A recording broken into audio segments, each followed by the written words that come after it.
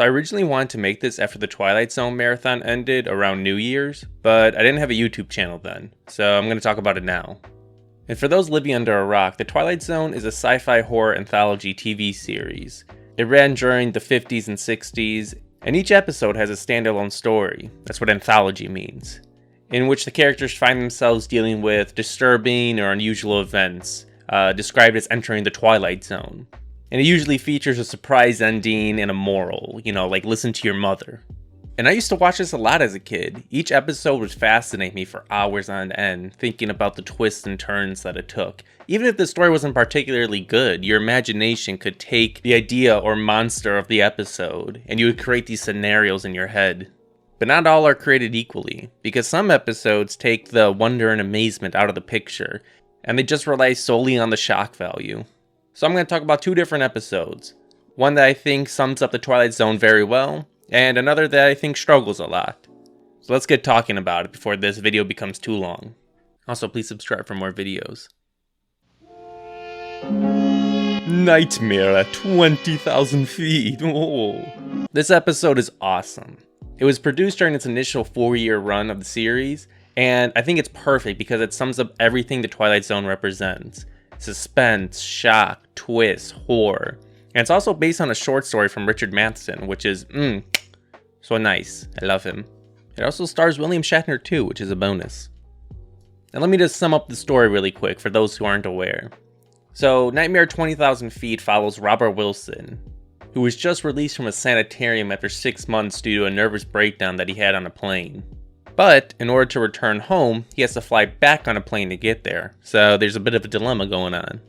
And everyone's kind of worried for him, but he's like, I'm fine, so his druggy wife takes a sleeping pill and passes out. But then something strange starts happening. Robert looks out the window that he's sitting next to, and he begins seeing a monster or a man on the wing. He calls over a flight attendant and tells her to look out the window, but when she does, nothing's there. And this goes back and forth. He tells his wife to look out the window, his wife goes talks to flight attendants, but they never see anything. And due to Robert's condition before, they think that he's having another breakdown. And in a brilliant act of courage, Robert steals a gun from a cop and attempts to shoot the monster. He opens the emergency door and flies out, tries shooting it. Maybe he actually is insane, God. Then the plane lands and he's taken away in a straitjacket back to the sanitarium because, why wouldn't he be? And then the camera slowly pans down and shows the damage done to the plane by the monster. It was real all along, he was right. I'm telling you, lift up the shade, there's a man on the wing! Fine. It's me, I'm the man on the wing. Peter, how the hell'd you get out there? Are you crazy? So why is this episode so good? The main two things that I take away from this or remember is Robert's previous breakdown, along with the monster disappearing and the damage done to the plane at the end of the episode. These raise interesting questions, and I choose not to believe what the camera shows me. When we see the wing panel bent upward at the end of the episode, we're led to believe that everything was true. Robert wasn't crazy, there was a monster, and it was causing problems. Robert is the hero, and I like that story. I think it has a lot to say about perspective and preconceived notions we have. Not everything is always going to be true. It's not going to be right or wrong all the time. The people we doubt can sometimes be correct, but due to our preconceived notions of them and our perspective that they're crazy or untrustworthy, well, we don't believe them. It's also about believing in yourself. Robert knows at the end of the episode that people think he's crazy, but they'll soon see that the plane is damaged and that he was correct all along. But I also have another interpretation. I also look at it as if the monster was never real. Having only Robert being able to see the monster makes me believe that he was having another breakdown and causing himself to believe that there was a monster. Why else would it disappear whenever another person looked out the window? How was the monster just fucking with him? Did he know that he had this condition? But what about the damaged wing at the end? I hear you typing into the comments. What about that? How do you explain that? Well, I think the damage was real. Robert could have seen part of the wing damage, or it was caused by the storm they were flying through, and he started believing in this monster.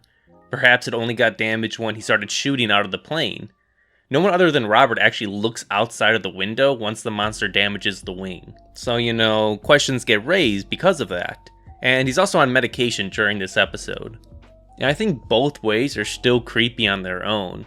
Either there is a monster out there that's damaging these planes and is real, and people just don't believe it, or Robert is having another mental breakdown and slowly he's just deteriorating.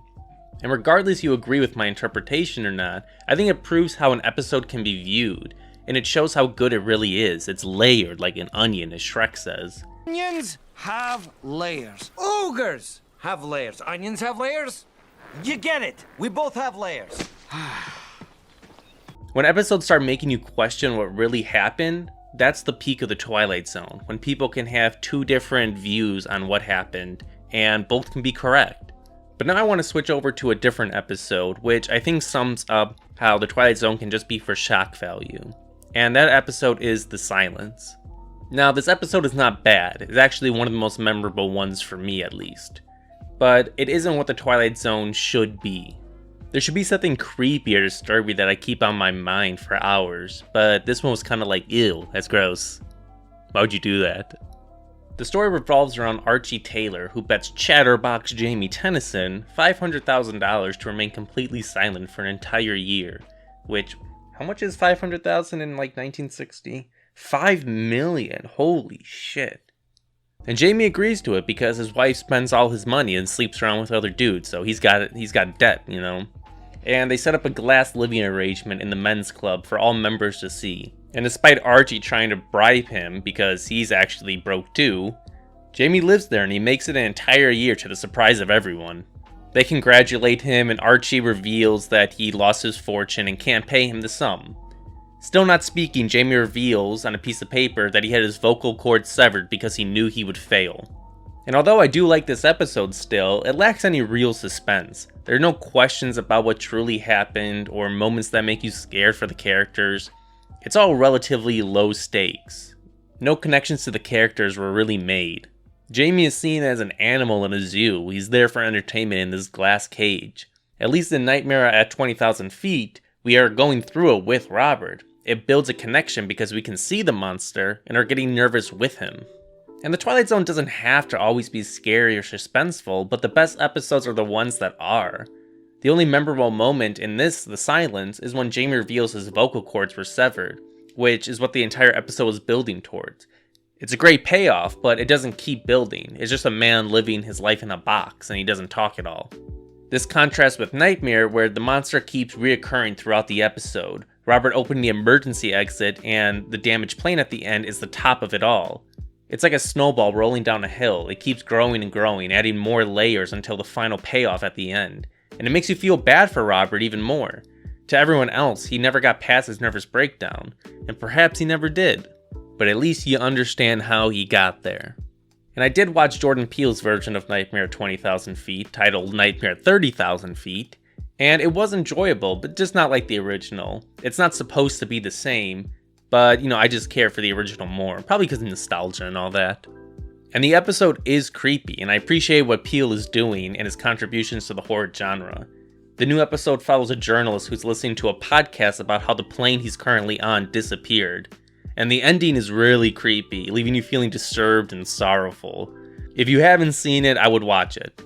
And I will say that I can see Justin being more of a hero in that episode than Robert was in the original.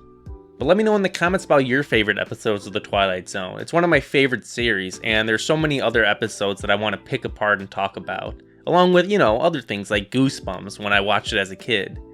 So just let me know what you think in the comments. Please like, subscribe, and I'll see you guys in the next video.